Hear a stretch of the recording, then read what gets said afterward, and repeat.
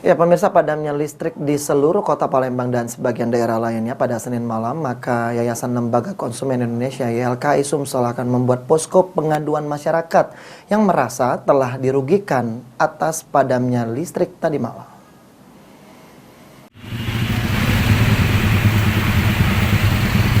Padamnya listrik di seluruh kota Palembang dan sebagian daerah lainnya di Sumsel cukup berdampak dan membuat kerugian banyak pihak, khususnya masyarakat dan pelaku usaha.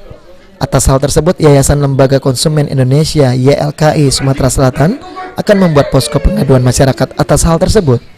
Menurut Ketua YLKI Sumsel Taufik Husni, jika nanti ada masyarakat yang membuat pengaduan yang merasa dirugikan, pihaknya akan menempuh jalur hukum dengan mengajukan gugatan.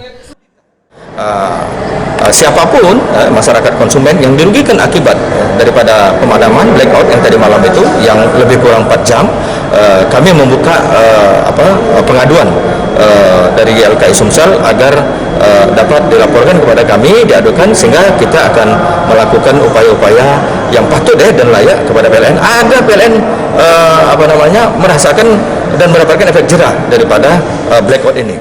Sejauh ini menurut Taufik Husni, akibat padamnya listrik pada Senin malam, nilai kerugian yang dialami mencapai miliaran rupiah. Firman Hidayat, PAL TV.